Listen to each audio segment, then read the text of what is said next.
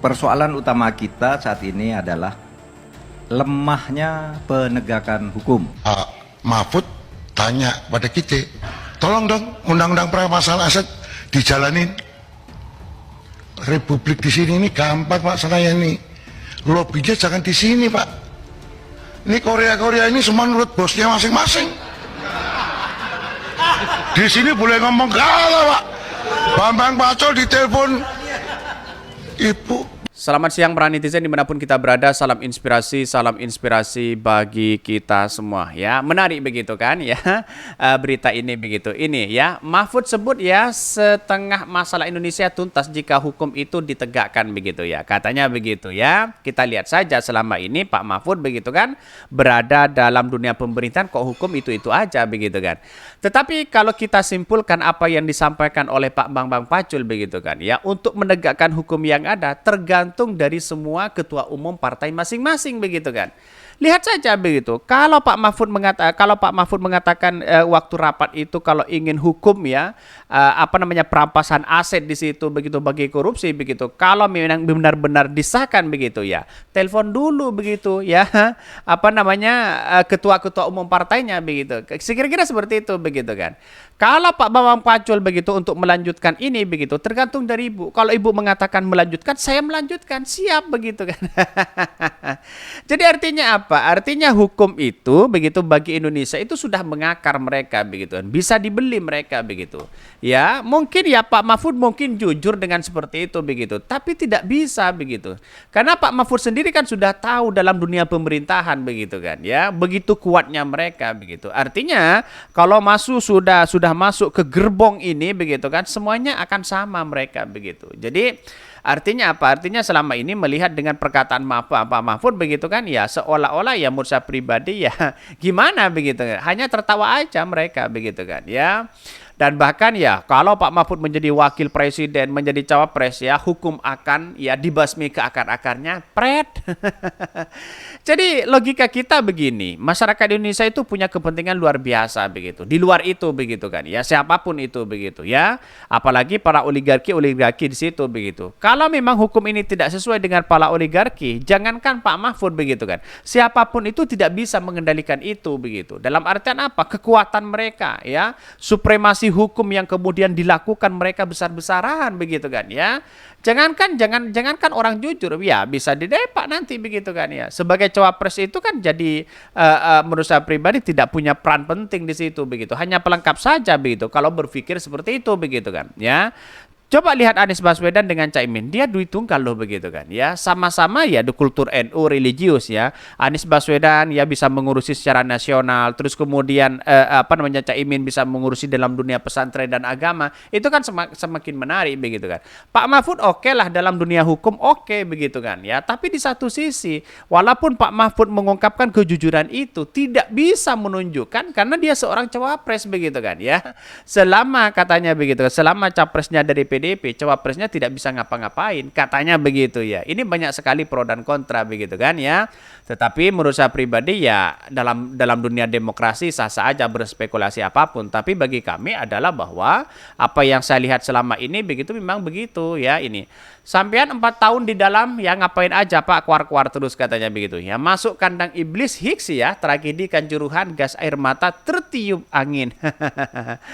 Bahkan ya Menko Polhukam ya ini 4 tahun baru pemanasan, lihat-lihat sikon dan misinya Desal ya.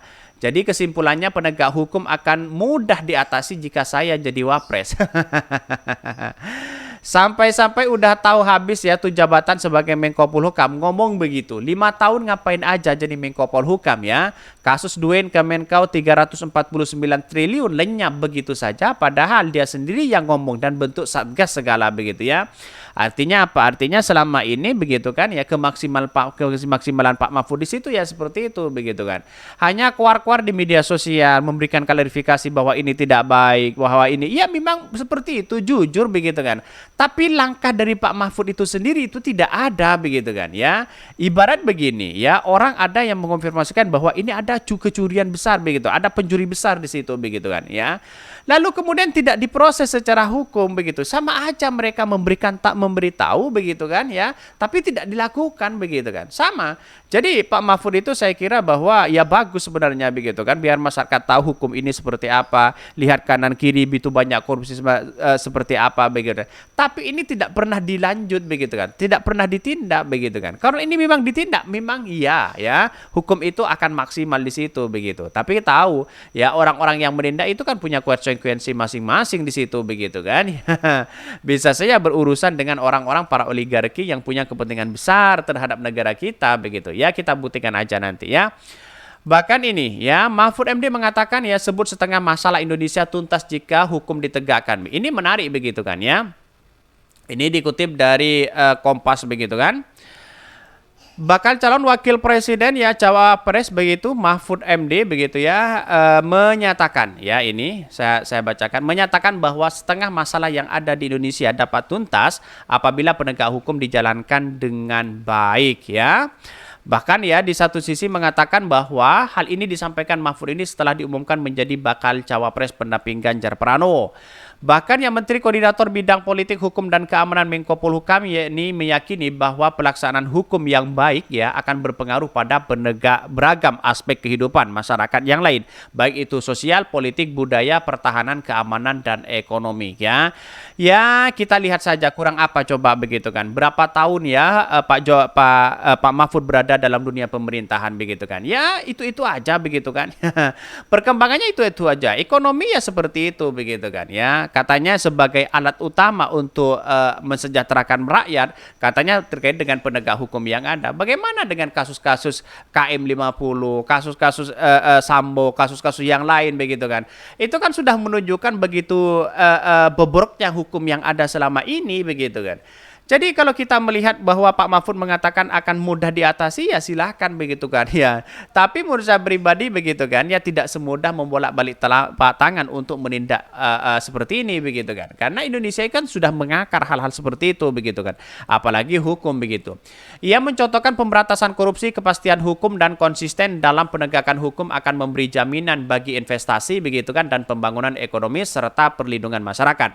Mahfud juga mengungkapkan bahwa pembangunan politik di Indonesia membutuhkan demokrasi atau kedaulatan rakyat ya, serta demokrasi kedaulatan hukum. Bagaimana dengan kasus Rempang di situ begitu? Bagaimana dengan kasus-kasus yang lain ditembak sana sini begitu kan? Lantas bagaimana komentar-komentar Pak Mahfud di situ begitu kan? Itu kan menjadi catatan penting kepada Pak Mahfud juga mengatakan seperti itu begitu kan ya. Katanya mudah diatasi sana sini begitu. Buat apa?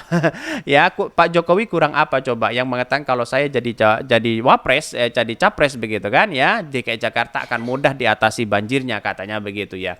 Tapi kita lihat saja apakah perkataan-perkataan Pak Mahfud ini sejalan dengan konstitusi yang ada begitu kan ini. Bahkan ya Mahfud lantas yang mengatakan cita-cita Indonesia menjadi bangsa yang maju, adil dan beradab pada terwujud jika menempuh jumlah syarat, yakni ideologi bangsa kokoh. Itu kan sudah dulu dari seperti ini begitu kan ya, gotong royong, hidup bersama di situ. Itu kan sejak dulu begitu kan. Tapi praktek di dalamnya itu belum dilakukan begitu kan ya. Karena begitu hukum itu sudah tersandra kepada siapapun, berbagai cara ia lakukan begitu kan ya. Kita lihat saja Pak Mahfud akan seberani inikah kalau menjadi cawapres lalu kemudian terpilih, apakah sama dengan omongannya ya sendiri begitu kan ya. Saya kira ya bagi Indonesia calon-calon pemimpin yang seperti ini menurut saya pribadi jauh begitu kan, orang akan enggan begitu kan, karena sudah cukup, sudah muak masyarakat hari ini begitu kan di PHP dengan janji-janji yang ada begitu kan ya, sudah muak dengan kata-kata seperti itu begitu kan. Mending menurut saya pribadi perubahan itu lebih baik begitu kan.